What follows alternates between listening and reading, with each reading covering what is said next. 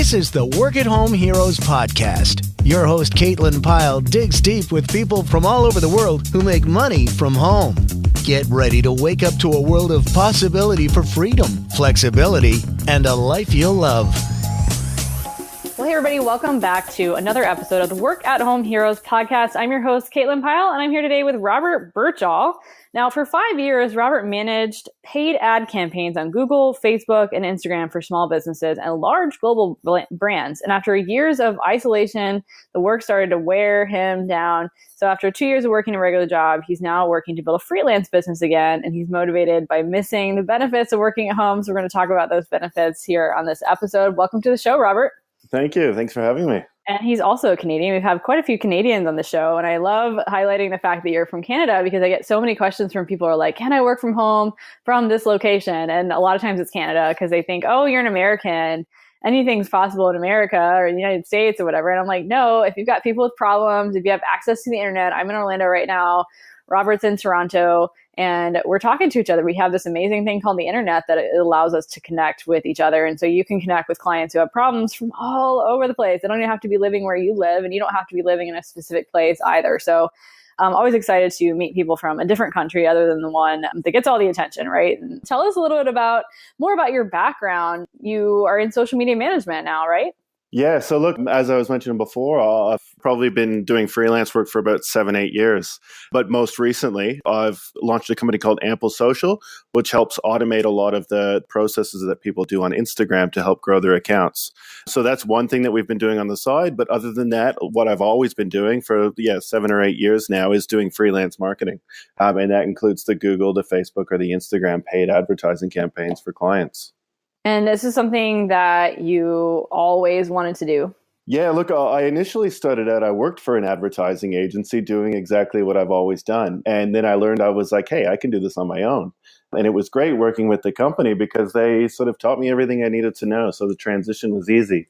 And then I went off and I started it on my own. And things went really well. After about 5 years, I hit my income goals and, life was wonderful. But I found myself burnt out. And at the time, I was fairly new to the game and I didn't understand, once things go well, what systems and processes and things do I need to do in order to sustain that?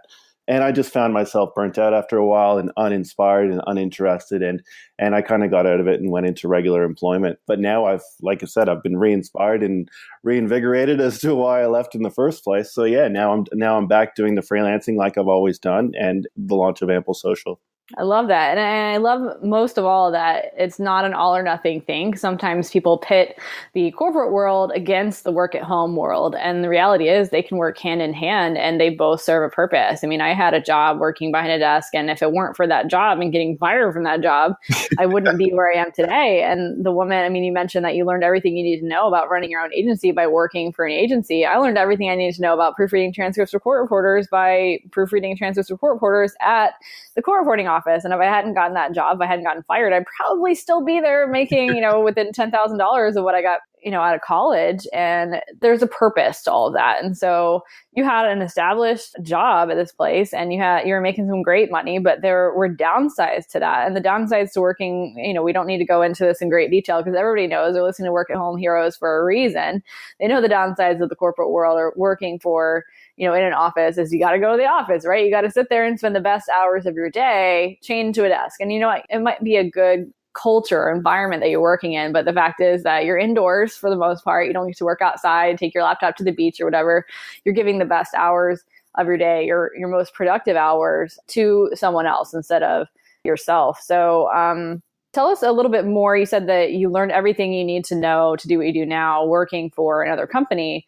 And that's like free training, which is really awesome. And not even just free training, it's paid training. And so that's a great way to look at working a regular job, kind of get your bearings, learn some skills, get paid for it. What kind of stuff did you learn from working in that job for 2 years that you're using now? Yeah, look, everything, right? From acquiring clients, how to deal with clients, signing contracts and managing the clients, and then running the campaigns. So I spent a lot of my time sort of learning the skills while I was at the job. But then I learned the things that I wanted to learn part-time sort of on the side on my own free time. So it was like you said, it's paid training. You couldn't get any better than that.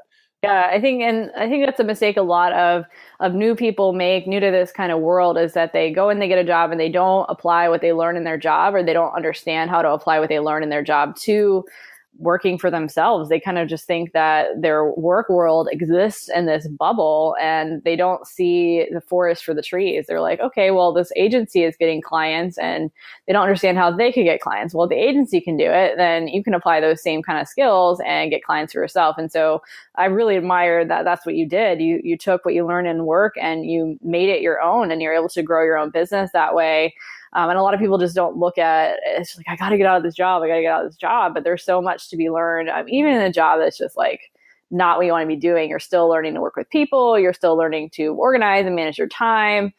And then when you know, it's time to go. And so at what point did you make the decision that, hey, was it like an eventual thing, or was it for those whole 2 years? Were you planning to leave, and were you treating this as a training, or was there a point in time where you're like, that's it, I'm done, I got to go do this myself? And then you took the deep dive, or what happened? No, look, I think I've always known, like even as a kid, I was starting little businesses and things like that.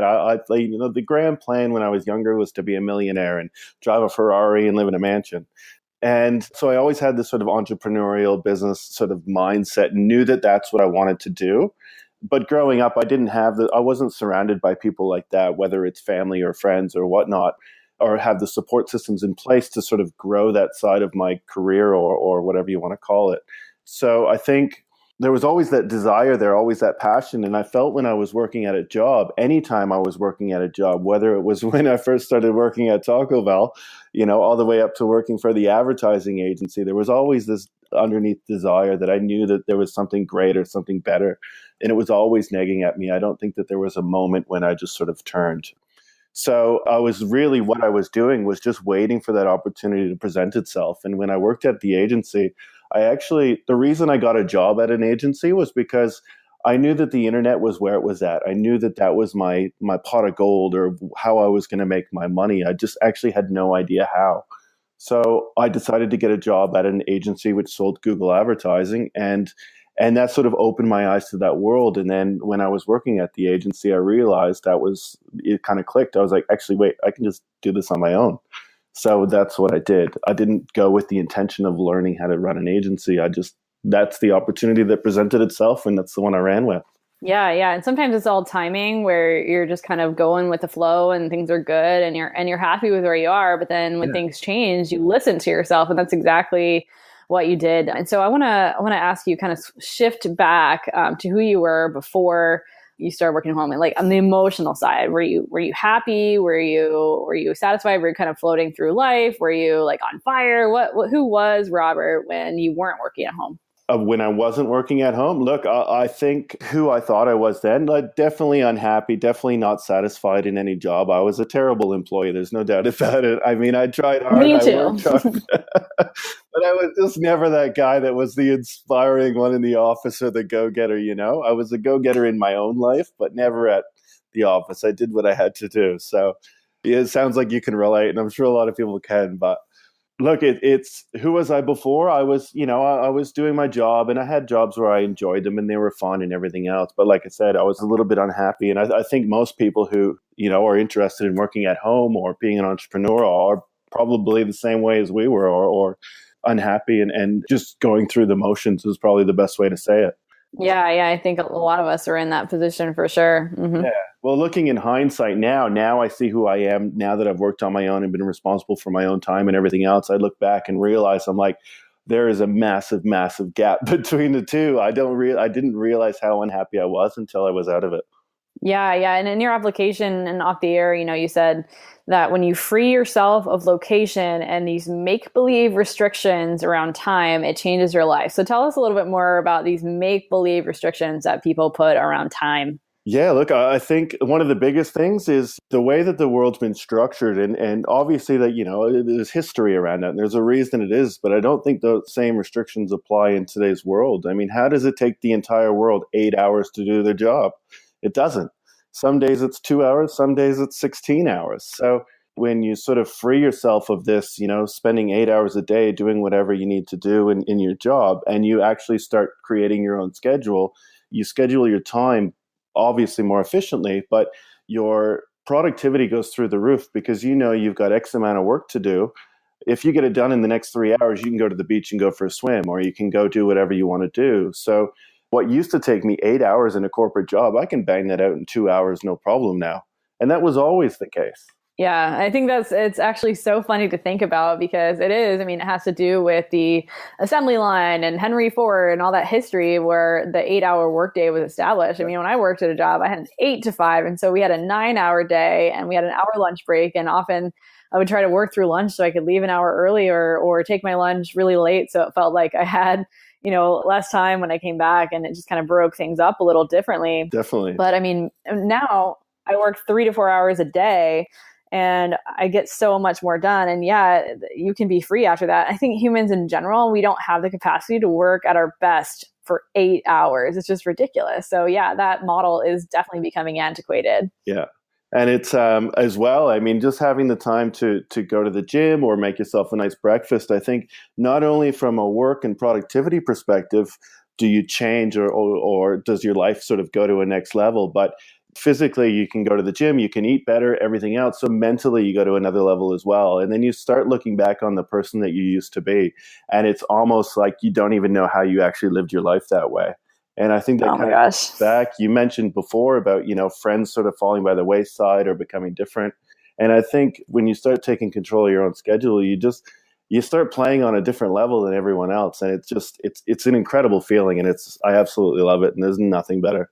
I can totally hear it in your voice, and I dig what you said. You're speaking my language. Yeah. You said in your application that you free up time to go to the gym, cook healthy food, and your productivity also skyrockets in every aspect of your life, which creates a ripple effect. So if you start at home, you start on the inside, and you prioritize yourself, you prioritize your goals, and you do what it takes to get there, then that affects every area of your life, your health, your wealth, your relationships. Everything benefits when you put yourself first. And that doesn't mean that, you shut everybody else out, because like I said, it creates this ripple effect into your relationships. So if you're happier and you're doing what you love and you're doing, you even if it's the hard stuff, you have to say, and sometimes you just have to get mad at it. I find myself like procrastinating and not doing the things I know I need to get done. And so I have to get mad at it. I'm like, why am I standing in my own way? Get the heck out of the way, Caitlin. I look at myself in the mirror, get out of your own way, and then do what it takes to make what you want happen in your life. And it sounds like it's exactly, I can hear it in your voice that you are on fire for what you're doing. Yeah. And you mentioned your friends, and the friends can sometimes fall by the wayside when you're building your business. And so I'm actually curious to know what your friends thought as they saw you kind of go through these changes. Did you share that with them? Did they think you were crazy? What kind of happened in that way? No, look, there's actually a few of us that left the agency at the same time and went off and did our own thing. So it was quite good. I had a few friends around that were kind of on the same level.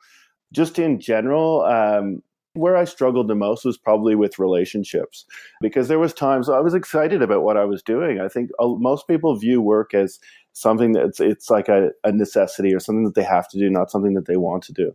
So there was times I'd bring on a few clients and I'd be working 16-hour days for 2 weeks, and I'd be loving it. It wouldn't matter, but it would affect relationships with partners as opposed to friends and things like that.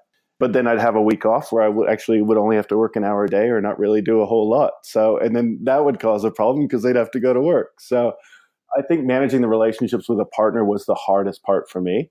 Whereas with friends and stuff like that, look, I don't think I struggled too much, but I'm a pretty confident guy in general. So if people don't like what I'm doing, I usually don't care anyways. But I think I've been exposed to a lot of people doing what I'm doing. So it actually it doesn't affect me as much because I've been around the block and I've seen lots of people doing what I'm doing and doing well, and I'm confident and I know that it's the right way. So people usually don't faze me too much. Yeah, I think that's definitely going to be encouraging to a lot of people listening. And there's a lot of women that are in my community and they listen. And we have the probably the biggest issue with confidence. And a lot of people expect to have all this confidence and motivation before they get started. And so my advice to them is always, don't wait for the confidence, don't wait for the motivation. You still got to do it, because nobody's going to do it for you. You've got to take those first steps, and you don't get traction without action. So, and you definitely took action, and that's why you've got all this traction. So if you don't mind me asking, I know everybody's curious. You left your job. What kind of income were you making at the job? And then when did you decide to leave the job? I think in your application, you said that you were, you wanted to replace your income before you left the job. Is that correct? No. So I originally, when I originally had my job, my I don't know what I was doing then. I think it was maybe 100K or something like that. All I did is I brought it up. I think it was about $3,200, $3,500 a month that I brought in on the side that I was bringing in through income with clients that I had on the side while working there. And that was enough to cover the rent and pay the bills and give me some food, right? So I took that leap from then. And it was actually pretty amazing because it seemed like a small amount at the time, but I was doing 3,200 with only working about 3 to 4 hours a week on the side.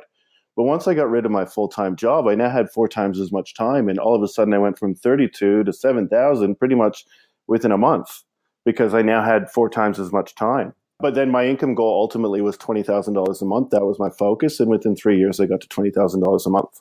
Sweet, you guys. So I hope you're listening to this and that you're inspired by this story. You know, working a regular job, using the time that you have on the side. So many people tell me, Robert, they tell me that they don't have time because they have a full-time job. And I'm like, you're going to find time for the things that are most important to you. If you really want to make that change, you will stop at nothing to make it happen. You will stop at nothing. If you really believe that that change is possible and that change can happen now, then you'll take the steps to make it happen. I just dig this. This is so cool. You didn't let anything stop you. And so I'm actually curious to see, you know, kind of look into what your life looks like now. What's your typical morning routine look like now that you're totally in charge of your life? Well, look, I've actually gone, so I built up an agency quite large. And as I was saying, I hit my income goals and everything else. But with my past experience, I sort of got burnt out. I was working 10 hours a day, 16 hours a day.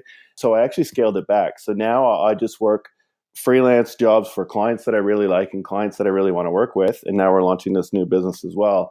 So yeah, look, it's a lot more calmer now than it was a couple of years ago. Nice. But look, what's my regular day look like? Look, I wake up in the morning, go to the gym, and then I'll come back and I'll make a nice breakfast. And then I'll usually pound out about 3 hours worth of work and just hammer it out really focused. And then I'll go and do whatever I want to do for an hour or two and take some time and take some break. And then I come back. And to be honest, I tend to, the second half of the day, I tend to just sort of do whatever I want and just let whatever I feel like, whether it's working on something creative like a website design or whatnot, or probably a little bit more creative in the afternoon. I just sort of let myself do what I want to do as opposed to what I have to do.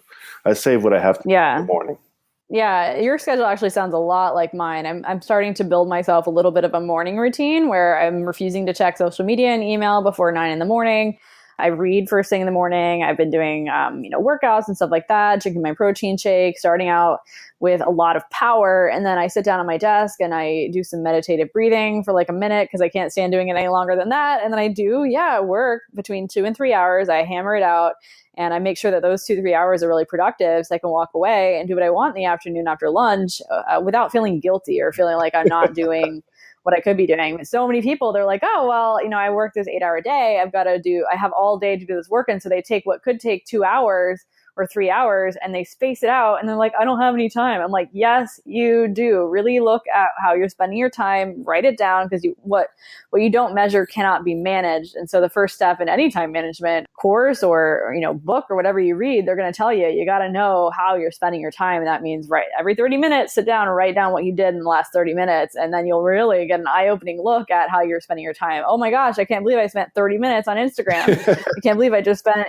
2 hours watching TV or an hour playing video games or whatever it is that you end up getting yourself sucked into. For me, it can be social media. It could be watching too much TV or just being slow, thinking too long about what to wear and just taking too long to get out of bed, like anything that can just leech our time away. And so I really just encourage people who are thinking they don't have a lot of time to examine how they're spending your time because chances are you have a lot more time than you think. And we all got the same 24 hours. So I actually thought about writing it down, but yeah, there's a few apps out there that'll actually monitor what websites you're going to and what apps you're using and everything else. So even if you're too lazy to write it down, you could use one of those apps and it'll tell you where you've been spending your time.